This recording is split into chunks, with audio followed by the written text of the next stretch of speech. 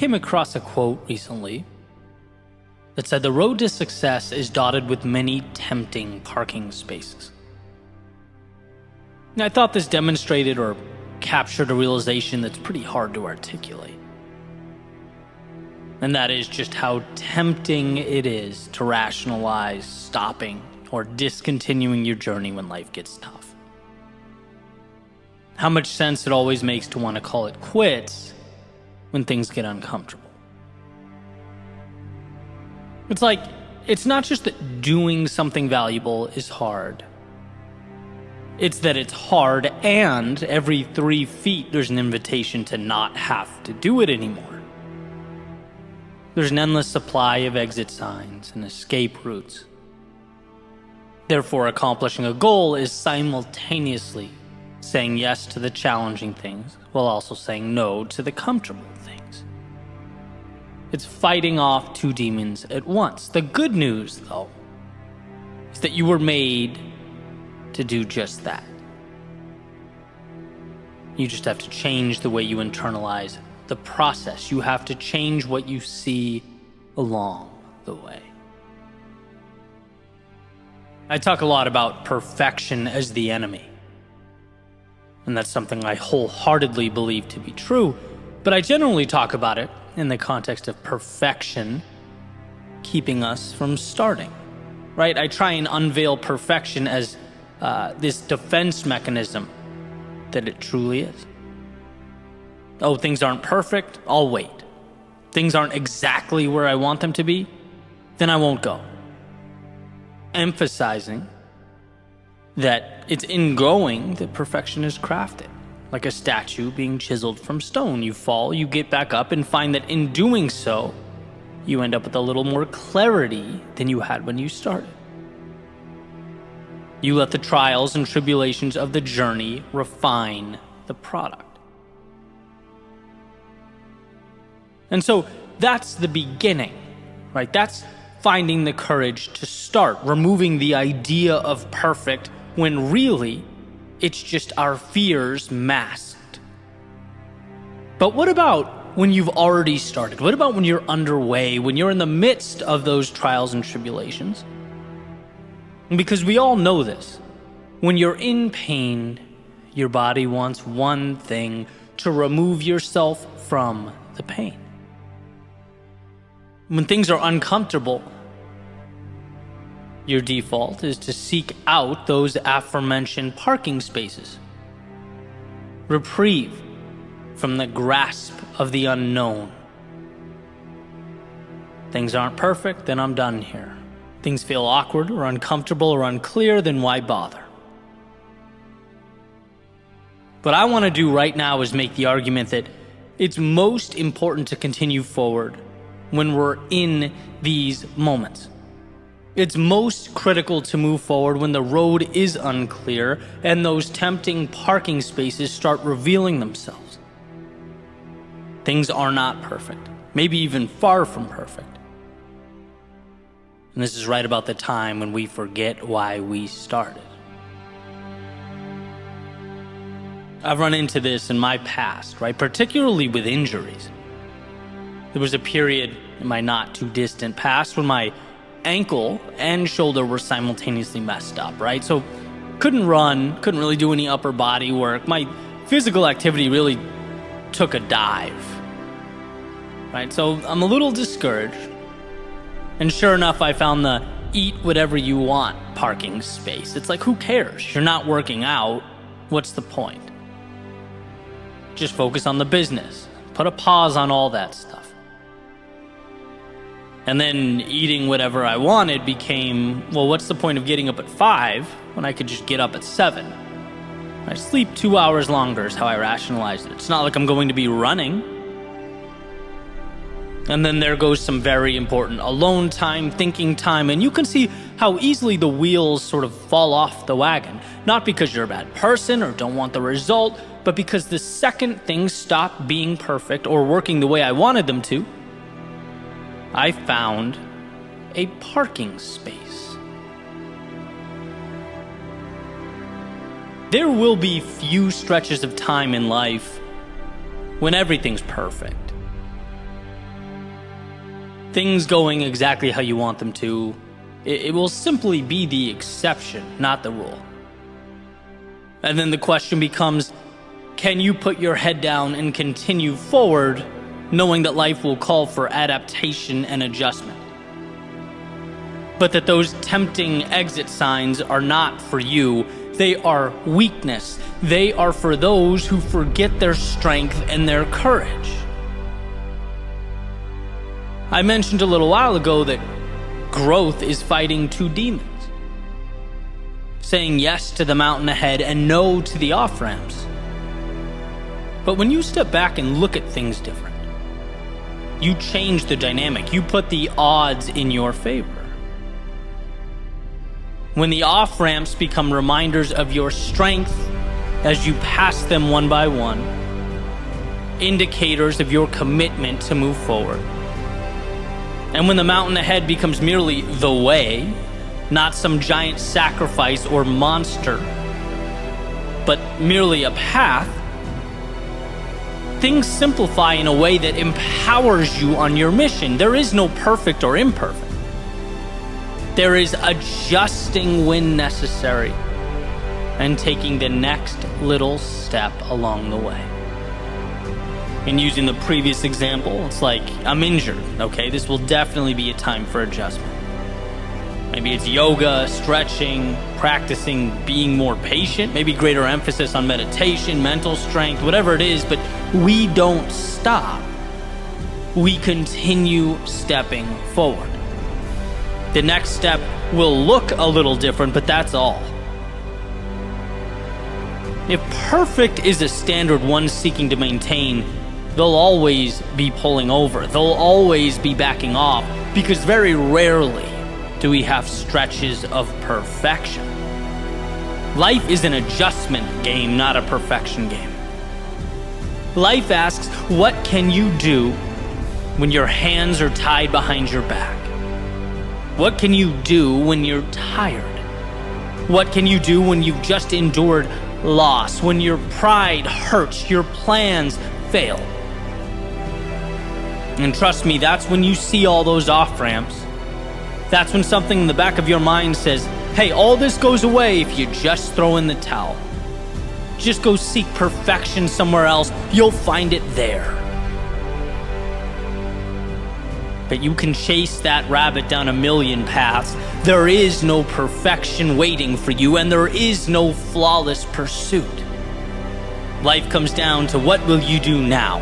Where you are with what you have, can you find a way to win when it hurts? Look, we all need to understand that life is innately difficult. And success calls for a simplification that is adapting and stepping forward. That's all. Things are hard, you step. Things don't go as you planned, you adapt and you step.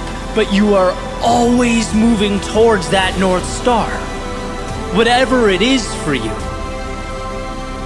It's deeming those parking spaces insignificant with regard to your life and your journey. Quitting is not brought about by the external world. No, failure is a decision. Failure is saying, you know what, this costs more effort than I'm willing to pay. Those parking spaces have become more tempting than the top of this mountain. Failure is a choice. And so, for one to succeed, they must simply stay in motion. Choose adaptation over a self-imposed end. Yeah, enjoy those moments of perfection, the times the stars do align. But see them as the exception, not the rule. We are not defined when things are great. We are defined by our ability to pick up the pieces and keep moving forward when they're not. Our lives are shaped by the exits we don't take, the parking spaces we don't even notice as we ascend the mountain that is life. Because anything other than the road ahead was never an option. You didn't succeed because things were perfect. You succeeded because you found a way to win when they weren't.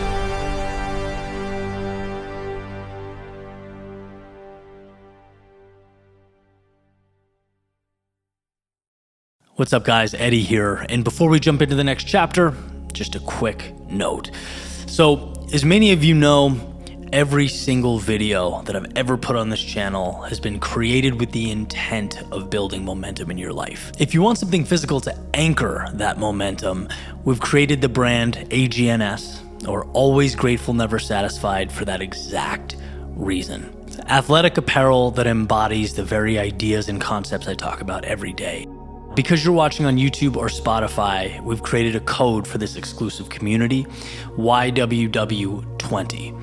You can use that on the website, agns.lifestyle, or right under this video on YouTube. All this stuff is there in the shop. Again, code YWW20 gets you 20% off the entire store. It's a great way to support the channel and also elevate your journey. Let it be a reminder to keep showing up. Appreciate your time. Always grateful, never satisfied. On to the next. Imagine you're standing on the edge of a cliff and you're looking out at this giant abyss. And you know that what you want is on the other side. That the very thing you're called to do, the journey of a lifetime that means the most to you, that you know you should be on. But instead of making one giant leap, you hedge. You grab a handrail or a rope. You sort of tiptoe along the outside, bracing yourself for the possibility of a fall. Look, in a perfect world, we'll say, when we know that we should be somewhere, when something's calling us, we would always take the leap. And the times that I've done that in my life, I don't regret it at all. In fact, I attribute taking massive action to a lot of the growth that I've had in my life. But I think it also benefits us to be practical. We can't always do that. We're not always ready to do that. Sometimes we have to earn confidence, one little step at a time. And so what I want to do is tell a story about that very courage, about using what you have, where you are, to start taking action now, even if you're not ready to leap without reservation. It's a reminder that beginnings are rarely graceful, but they're necessary. And years from now, when you look back, you might laugh at the ways you softened your first steps, that you hedged. But you'll also realize that starting, even imperfectly, even with training wheels, was everything. And so I want to share a quick story about my friend Clayton. I was recently on his podcast, and we were talking about this, right? Particularly with him, he shares a lot on social media. It's a big part of his brand, his business, what he does. And he also happens to enjoy dancing, right? And by the way, I'm not throwing him under the bus here. He'd be happy that I shared this. So he's saying, I love this. It's a big part of what I do, but it's outside the scope of what people know me for. And really struggled to share it for fear of being criticized or laughed at, or, you can fill in the blank there. And he says, so one day I did. I filmed a video and I'm sitting there for 40 minutes looking at it, terrified, thinking, how can I soften the blow here, right? And he goes, I know what I'll do. Instead of just posting the video, I'll post it, but I'll write this really long essay underneath it in the description about vulnerability and the difficulty in life and some of these things, so that people will see that and comment on that and send some positivity there to counteract the negative comments that I'll get about, dancing and being made fun of and all these things. You can just see like the circus going on in his brain, right? The loops he's jumping through to rationalize this in his mind. And he says, I'm so embarrassed that I did that. I can't believe that. Right now, I dance and I just post it. Who cares? And not only that, people like it. And I'm listening to this and I'm like, but that's exactly it, right? We look back at our beginnings and we often laugh to ourselves. Oh, back then I was so naive. I was so scared. I tiptoed in. I crawled before I walked, before I ran. Like it's a sense of shame. You know the phrase, meet people where they are? Well, how about meeting that older version of you where you were? Because back then, it wasn't a silly hedge. Back then, it was courage. It was everything you had. And yeah, maybe you had to make some small concessions in order to get the train on the tracks. You had to go the roundabout way. In a perfect world, would you have just dove in? Would you have just shared yourself with the world and said, whoever doesn't like this, oh, well, it's not for you? Yeah. But we live in an imperfect world where the most powerful thing is not a direct line to a goal or objective. It's starting when you're terrified to begin. Perhaps when that heartbeat in your chest is reminding you that being scared and feeling alive aren't all that different. It beats the same way. The question is, what do you do with it, right, in that moment? And see, by starting, even with the training wheels, or holding the edge of that cliff and tiptoeing around, you're able to breathe life into something that matters. You're able to give yourself an opportunity to say, years later, wow, I remember how slow I moved back then.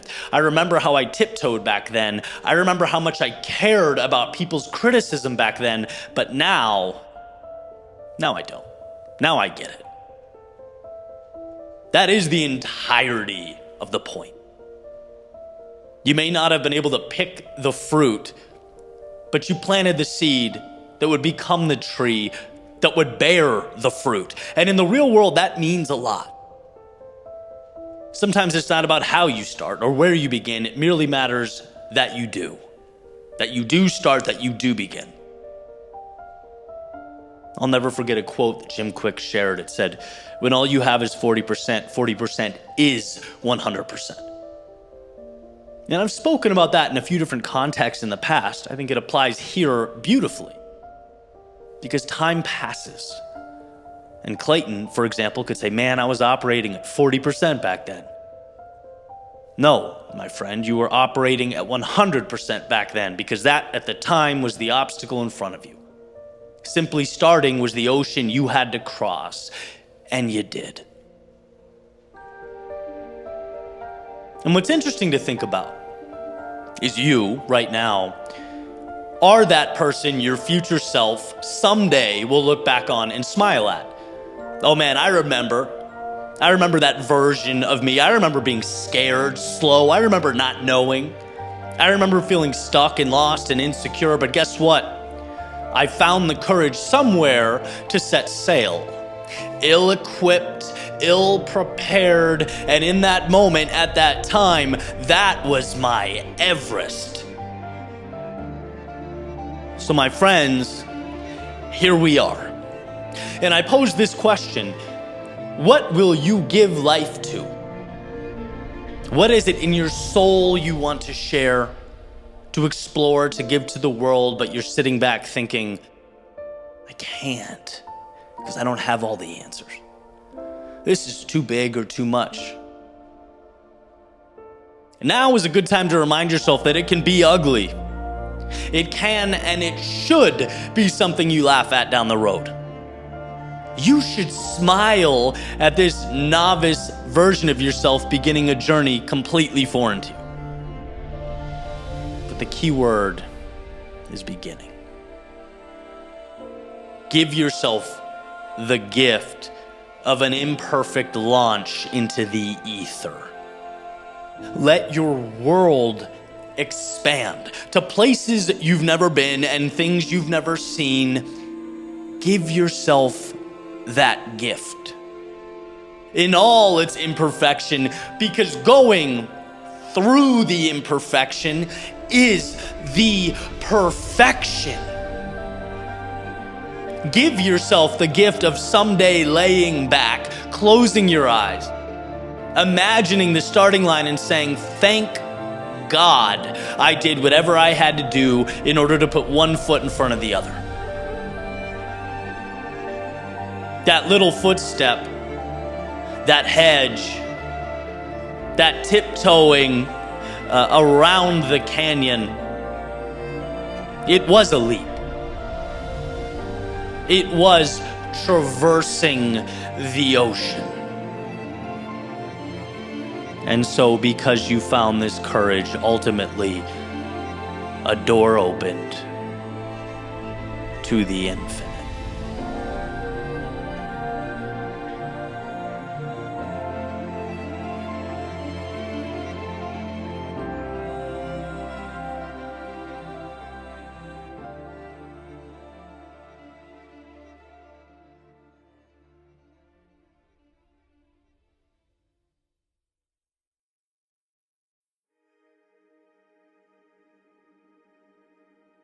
Life is perspective.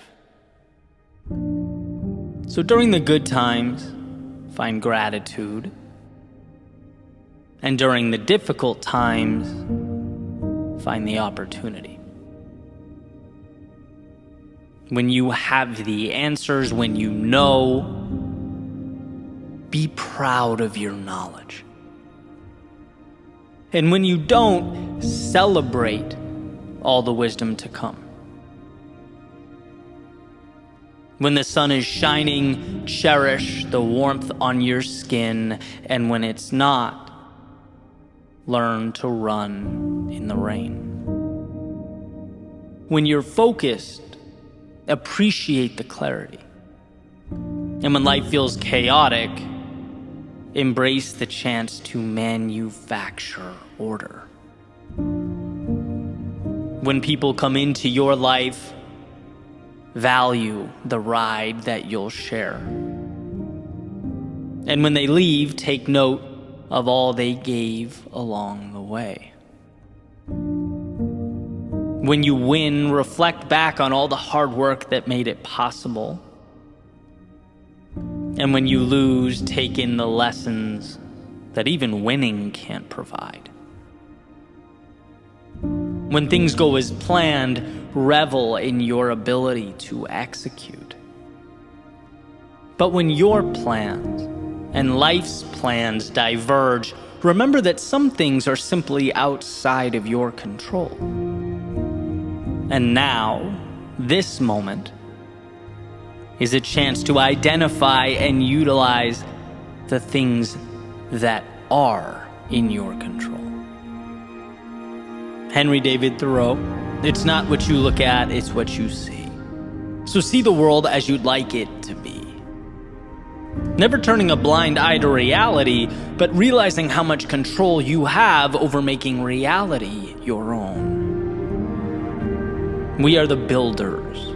The world around us merely provides the components and the pieces. And if one were to live as though there were value in every moment, they would inevitably find themselves looking for that value, perhaps even when it was difficult to find, most elusive, when most would hang their heads and walk right by it.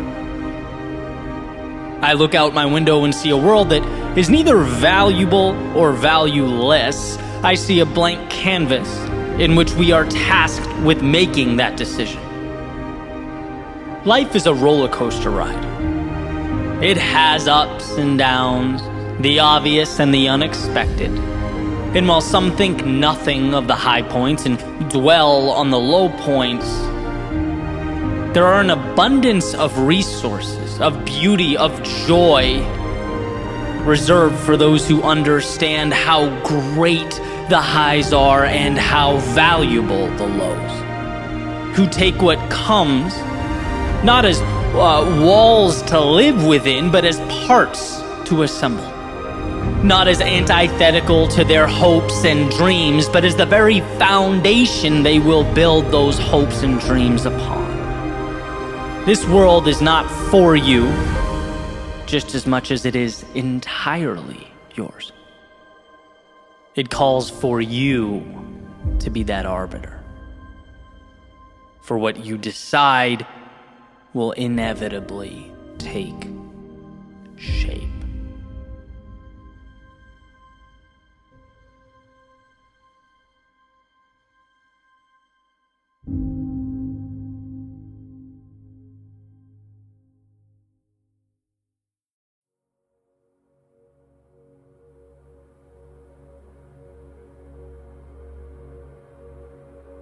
You can be your greatest fan and also your biggest critic. In fact, not only is it healthy, it's necessary to be there for yourself, celebrate that commitment to show up, but also to hold yourself accountable for growth.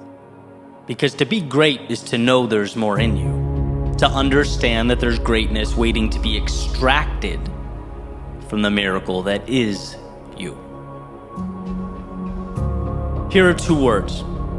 I want to take a look at both of them: consistency and adaptation.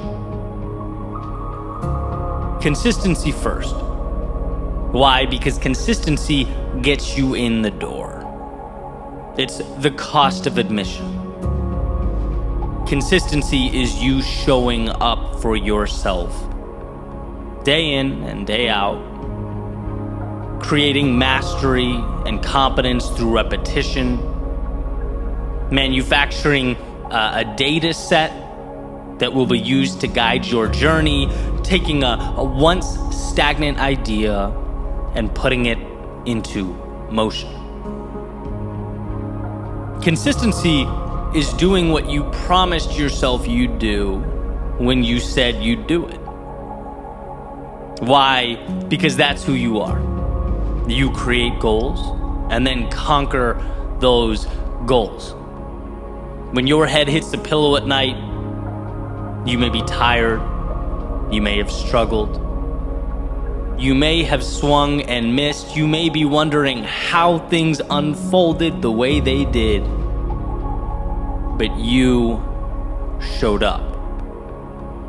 So celebrate that. Celebrate yourself. Be your biggest fan. Because the world can't take your will to step forward and cannot seize your consistency, not without your permission. So other than part one, let's call consistency the commitment to show up for you. Now, the second piece, consistency's older brother, adaptation. See, that consistency, like we just talked about, it will get you in the door. It signs you up for the game, but it guarantees nothing. See, where consistency puts that pen in your hand, paper in front of you, pats you on the back, where consistency gives you a chance to write your story. One's level of success or achievement relies on their ability to adapt, to do the thing that's so hard for people to do. Look in the mirror and ask, how can I be better? I've been consistent for 30 days, sure. Here's what's right, here's what's wrong. Now it's time to adjust, to be critical, to understand that expecting more of the self does not in any way diminish the task at hand. It gives you room to expand into that next version of yourself in a way that simply showing up doesn't. Without a willingness to adapt, you get Einstein's definition of insanity, right? Doing the same thing repeatedly and expecting different results. You get day after day of wondering why this square peg won't just save us all the trouble and go into the round hole. Without a willingness to adapt, we move for the sake of moving and we work for the sake of working. But if we could find it within ourselves to look at the data that's been acquired day after day and use it to help guide ourselves to that North Star, we'll find strength. To seek out the delta between where we are and where we want to be, that is power. But it calls for more than just showing up. It calls for looking around. It calls for observing and then adapting. So yeah, your greatest fan and your greatest critic. Be there for you, but don't let yourself get away with good enough. Showing up is critical. It's powerful, but it's just the beginning.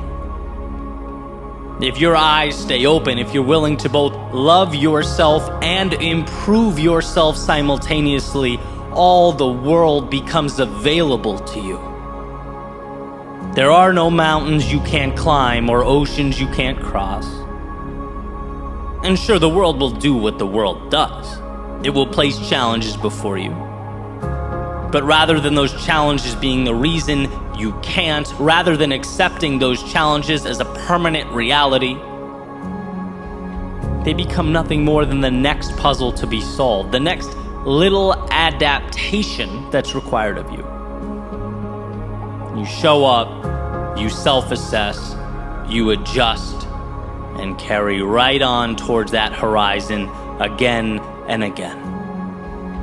So when you find yourself frustrated or up against that wall, remember, you are building your ideal reality. Be proud of yourself for showing up, for being consistent. Because as dire as it might seem, you overcame a lot to get here. But also know that the challenge at hand is not an indictment of you or your goals. It's your chance to review the game plan and adjust. Your opportunity to do what so many fail to do, not shrink from the world, but adapt yourself to it. Grow because of it. Today is your opportunity to take what the world gives you and build something new.